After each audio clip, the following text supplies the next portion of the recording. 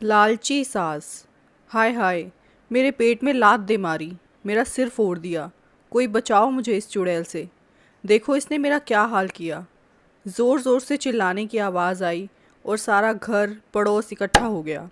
ये आवाज़ थी उमा जी की, जो खुद को अपनी बहू से बचाने के लिए बोल रही थी। शक्ल पर पसीने की बूंदें और लाल माथा, एक हाथ से पेट पकड़े हुए और दूसरे हाथ को सिर पर रखे हुए बाहर घर के गेट की तरफ भागती हुई जा रही थी। उमा जी की बहू कृतिका, जिसे उनका बेटा अपनी पसंद से लाया था ब्याह कर। शुरू में तो उमा जी बहुत खुश थी, क्योंकि उन्हें पता लगा था कि कृतिका बहुत अमीर घराने की है। फट से वो रिश्ते के लिए मान गई और कृतिका के यहाँ अपने बेटे का रिश्ता लेकर चली गई। कृतिका के घर वाले इस रिश्ते से खुश नहीं थे, पर उन्होंने समाज के डर से चुपचाप शादी करनी ठीक समझी, क्योंकि उन्हें डर था कि कहीं कृतिका कोई गलत कदम ना उठा ले। कृतिका के पापा को उमा जी के ऊपर पहले से ही शक था। उन्होंने जांच पड़ताल करवाई तो पता चला वो एक बहुत लालची औरत हैं। मगर जब मियाँ बीवी राजी तो क्या करेगा काजी। कृतिका की जिद के आगे उसके पापा झुक तो गए, मगर उन्होंने कृतिका को उमा जी की हैसियत के हिसाब से सब कुछ दिया। उनकी अपनी हैसियत तो बहुत थी, मगर वो पहले इन लोगों को परख लेना चाहते थे। उनका सोचना था देने को तो पूरी ज़िंदगी पड़ी है, लेकिन इन लोगों का पता तो चले कि ये लोग आखिर हैं कैसे। उमा जी को दहेज में बहुत कुछ मिलने की उम्मीद थी और वो अपने बेटे समीर को अपने झूठे रीति रिवाज बताती रहती, ताकि कृतिका के पापा से ज़्यादा सामान मंगवा सके। कृतिका और समीर बच्चे थे, पर कृतिका के पापा उमा जी की सारी चाल समझ रहे थे। लेकिन बेटी के खातिर उन्होंने कुछ नहीं कहा और उनके रीति रिवाज के नाम पर कई शर्तें पूरी भी कर दी। कृतिका की शादी का दिन भी आ गया और कृतिका अपने ससुराल भी आ गई। अगले दिन कृतिका की मम्मी ने उससे फ़ोन पर पूछा तो उसने बताया कि वहाँ सभी सो रहे हैं। उनको ये सुनकर बड़ी हैरानी हुई, क्योंकि उस समय दोपहर के 12 बज रहे थे। कृतिका से पता चला कि ना ही उसका ठीक से कोई गृह प्रवेश हुआ और ना ही कोई रस्म हुई। बस सब घर पे आए और जाकर अपने अपने कमरे में सो गए और उसे समीर के साथ भेज दिया गया। कृतिका की मम्मी हैरान थी, क्योंकि शादी के बाद कुछ रस्में होती हैं और मंदिर में माथा टिकता है। पर उन्होंने कृतिका को समझाया कि शायद उसके ससुराल वाले अलग कास्ट के हैं, तो उनके रिवाज भी अलग होंगे। पर सच तो ये था कि उमा जी को उम्मीद थी उनके बेटे की शादी में उमा जी की सारी बहन और रिश्तेदारों को बहुत कुछ मिलेगा। लेकिन कृतिका के पापा ने सिर्फ उमा जी, उनके पति, अपने दामाद का ही सब किया था। इस चिढ़ में उमा जी ने ना तो कृतिका का स्वागत अच्छे से किया और ना ही कोई रीति रिवाज अच्छे से किया। कृतिका अपनी नई ज़िंदगी में अपने पति के साथ खुश थी, मगर जिस उम्मीद से वो आई थी, या कहें जो भी उसे समीर ने अपनी माँ और घर के बारे में बताया, वैसा कुछ भी नहीं था। कृतिका की शादी को 2 हफ्ते भी नहीं हुए थे कि उमा ने घर के काम की जिम्मेदारी को लेकर पल्ला झाड़ लिया और सब कुछ कृतिका के माथे डाल दिया। कृतिका ने सोचा आज ना सही कल ये जिम्मेदारी आनी ही थी, कोई बात नहीं। उमा जी ने बिल्कुल रसोई घर में जाना बंद ही कर दिया। कृतिका को जब भी किसी बात का जवाब देना होता तो वो सीधा नहीं देती थी।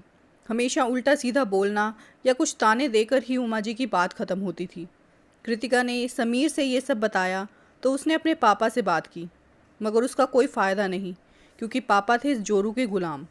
कृतिका के त्यौहार आते तो उमा कभी खुश नहीं होती, ना ही उसके घर वालों का आदर सम्मान ढंग से करती थी। कृतिका की माँ जो सामान उमा को दिखाती वो उसे ठीक है बोलकर बात ख़त्म कर देती थी। उसकी इस बेरुखी का मतलब कृतिका के पापा अच्छे से समझते थे। कृतिका के घर वालों के जाने के बाद उमा उसे खूब ताने देती, लेकिन अपनी पसंद से शादी करने के कारण कृतिका अपने घर में कुछ नहीं बता पाती थी। अक्सर कृतिका और उसके पति में उमा के कारण झगड़ा हो जाता था। कृतिका अपनी माँ को भी बहुत कम बातें बताती थी। शादी को अभी 1 साल हुआ था कि अचानक कृतिका के पापा की हार्ट अटैक से मृत्यु हो गई। अब तो उमा को लगा कि कृतिका के हिस्से बहुत कुछ आएगा। अभी उसके पापा की चिता ठंडी भी नहीं हुई होगी कि उमा कृतिका से उसके पापा की प्रॉपर्टी और पैसों के बारे में पूछने लगी। कृतिका हैरान रह गई जब उमा ने कहा, अब तो सब कुछ तुम्हारा ही है कृतिका। माँ बाप के जाने के बाद सब बच्चों का ही हो जाता है। तुम्हें तो पता ही होगा कि उनके बैंक में कितने पैसे थे और कहाँ कहाँ क्या प्रॉपर्टी थी। अपनी माँ से कहकर अब सीधा अपने ही नाम करवा लेना। कल को किसी की ज़िंदगी का क्या भरोसा। कृतिका ने समीर से उसकी माँ की कही बातें कही तो वो खुद हैरान था कि ये माँ को क्या हो गया है, मगर कहते हैं ना, अपना खून तो उबाल मारता ही है। इसीलिए समीर ने कृतिका को ही समझाया कि वो उमा जी को नज़रअंदाज करे। कृतिका को अब अपने पापा की बताई बातें याद आ रही थी, जो उन्होंने समीर के परिवार के बारे में जांच पड़ताल करते समय पता करवाई थी। उसे मालूम था कि उसकी सास लालची औरत है, मगर ये नहीं पता था कि वो उसके माता पिता और परिवार के बारे में इतनी घटिया सोच रखती है। कृतिका ने सोच लिया था कि अब वो खुद इनसे निपट लेगी और अपनी माँ का पूरा ध्यान रखेगी और साथ में इस लालची औरत को भी सबक सिखा कर रहेगी।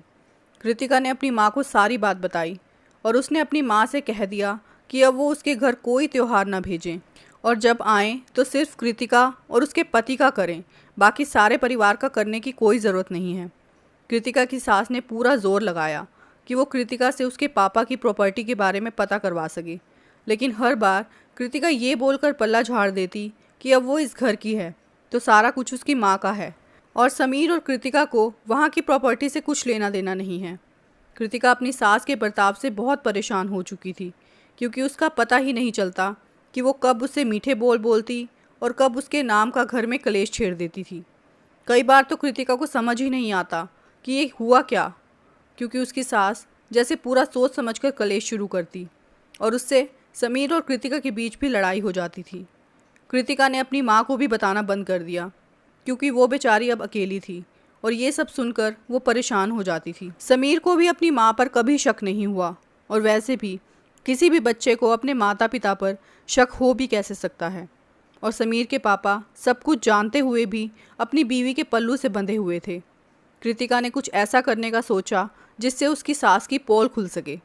कृतिका ने अपनी सहेली से बात की और एक दिन उसे फ़ोन मिलाकर उससे बात करने लगी ताकि सारा कुछ उसकी सास को सुना सके। कृतिका ने कहा, शिवानी, मैं तुझसे मिलने अगले हफ्ते आती हूँ। वैसे भी पापा की प्रॉपर्टी को लेकर कुछ काम बाकी पड़ा है। जो चीज़ मेरे नाम है वो सब माँ को सौंप दूँगी ताकि वो अपना खर्चा चला सकें। आखिर उनका है ही कौन, और वैसे भी ये सब पापा का ही तो है। मुझे इन सब से क्या लेना देना, मुझे तो समीर से मतलब है। कृतिका को पता था प्रॉपर्टी का नाम सुनते ही उसकी सास के कान खड़े हो जाएंगे। वो ये सुनते ही कृतिका के कमरे में आ गई और बोलने लगी, अच्छा तो ये सब हो रहा है यहाँ, तू मेरे समीर का हक अपनी माँ को देने चली है। जब तुझसे पूछा तो तूने कहा तुझे कुछ नहीं पता और अब सारा कुछ अपनी माँ को दे देगी। मैं भी देखती हूँ ये सब कैसे होगा। अगर इस घर में रहना है तो मेरे हिसाब से रहना होगा तुझे, वरना यहाँ से तुझे निकालने में मुझे 1 मिनट नहीं लगेगा। कृतिका को गुस्सा फूट पड़ा और उसने कहा, आपका लालच इतना बढ़ जाएगा मैंने सोचा भी नहीं था। आने दीजिए समीर को, आज उन्हें मैं बताती हूँ आप क्या करती हैं और कैसी सोच रखती हैं मुझे लेकर। उन्हें भी तो अपनी माँ का असली चेहरा पता चले। ये सुनकर उमा सक पका गई और कहने लगी, वो मेरा बेटा है, तेरे ऊपर कभी भरोसा नहीं करेगा। कृतिका ये सुनकर ज़रा सा हंसी और उसने अपनी सास की सारी रिकॉर्ड की हुई ऑडियो चलाकर सुना दी, जो वो पहले से ही रिकॉर्ड करके समीर को भेज चुकी थी। इतना सुनकर उमा ने ज़ोर ज़ोर से चिल्लाना शुरू कर दिया और अपना सिर दरवाजे में मार लिया ताकि लोगों को दिखा सके ये सब कृतिका ने किया है। उस दिन कृतिका के ससुर भी घर पर नहीं थे। इस बात का उमा ने और फ़ायदा उठाया और गेट की तरफ चिल्लाते हुए भागने लगी, कोई बचाओ मुझे इस चुड़ैल से, ये मुझे मार डालेगी।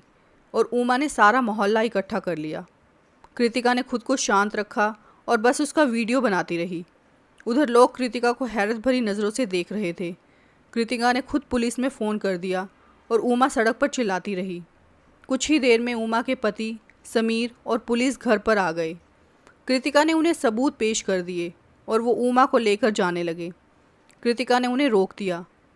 मैं सिर्फ इनका असली चेहरा लोगों के सामने लाना चाहती थी। एक औरत किस तरह का क्रिया चरित्र कर सकती है ये सबको दिखाना चाहती थी। ये मेरे पति की माँ हैं, इनको मैंने अपनी माँ समझा, लेकिन इन्होंने कभी मुझे अपनी बहू तक नहीं समझा, बेटी तो दूर की बात है। समीर, अब तुम्हें देखना है कि तुम्हें क्या करना है।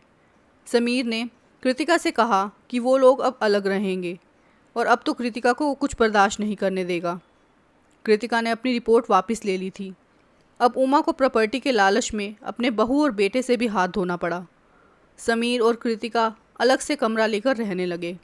कुछ समय बाद समीर के पापा की मृत्यु हो गई और उमा उस घर में अकेली रह गई। आज उसे कृतिका की माँ का दर्द महसूस हुआ, लेकिन अब समीर और कृतिका उससे बहुत दूर जा चुके थे।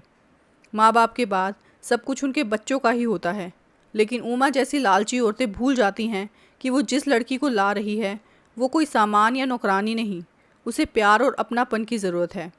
लोग जो दहेज मांगते हैं और सारी उम्र लड़की वालों से उम्मीद करते हैं, वो अपने बेटे की कीमत लगाते हैं। अगर आप एक लड़की को लाकर उसे एटीएम मशीन की तरह देखते हैं तो आपको घर में बहू लाने का कोई हक नहीं है। दोस्तों, इस कहानी के बारे में आपकी क्या राय है, कमेंट करके ज़रूर बताना और चैनल को सब्सक्राइब, वीडियो को लाइक और शेयर करना बिल्कुल मत भूलना। Thank you for watching this video. Take care. Bye bye.